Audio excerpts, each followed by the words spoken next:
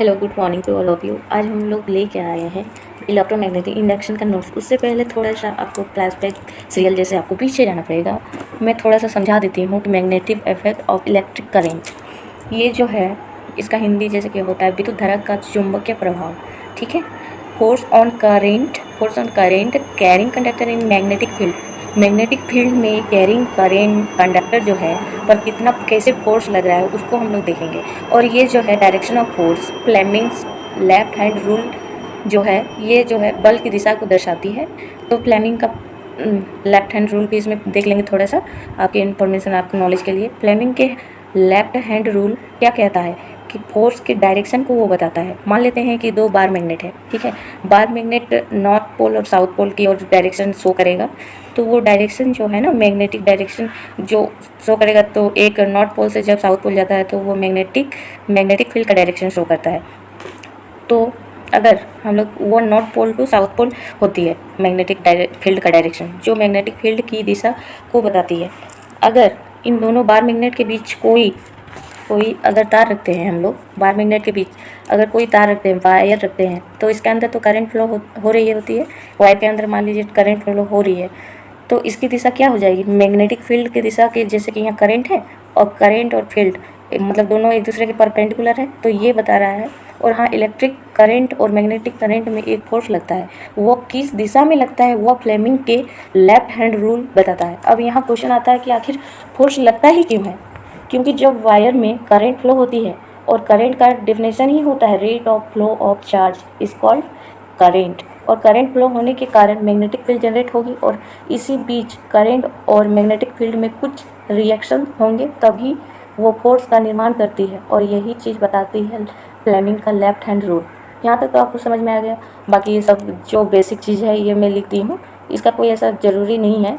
आप इसको बस नॉलेज के लिए मैं आप लोग को ये पूरा ये जो स्क्रीनशॉट है मैंने इसमें PDF में डाल रखा है, ताकि आपको अच्छे से समझ में आए कि इलेक्ट्रिक जनरेटर कैसे काम करता है और इलेक्ट्रोमैग्नेटिक इंडक्शन कैसे काम करता है, direction of magnetic.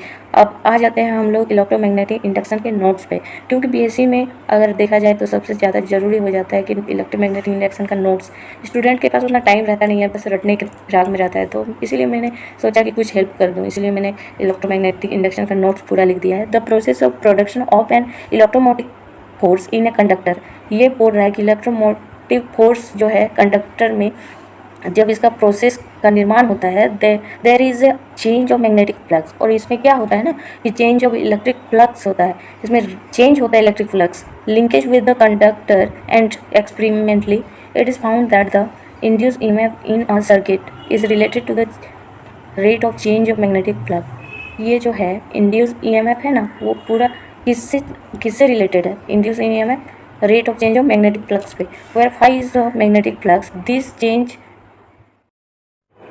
This change in magnetic flux is independent of the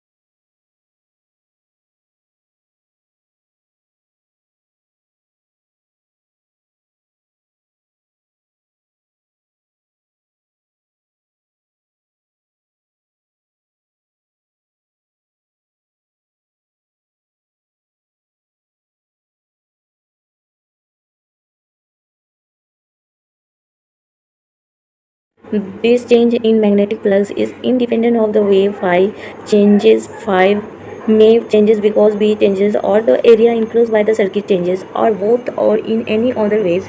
This result is known as Faraday's law of electromagnetic induction. The minus sign indicates that the direction of the induced EMF is such as to oppose the change that produces it. Thus, if we attempt to increase the flux through the circuit, say by the increasing the value of V। थोड़ा आगे आ जाते हैं। यहाँ तक तो आपको समझ में आ गया कि माइनस साइन क्या कहते हैं, इंड्यूस ईएमएफ को शो करता है। The induce EMF will be in such a direction as to decrease the flux. This is called Lenz law. E equal to minus d phi by dt integral E dot di equal to minus d by dt integral V dot ds. For fixed circuits, the time derivative will become a partial time derivative within the integral sign. जैसा कि integral sign ये हो गया हम लोग का integral e d i equal to minus del v by d t d s using Stokes theorem. अगर हम लोग स्टोक थ्योरम का यूज़ करेंगे तो यहाँ डेल्टा लग जाएगा, सेम वो चीज़ रह जाएगा। This is true for all circuits. अगर इंटीग्रल हटा देंगे तो हम लोग d e by d s minus d y by d T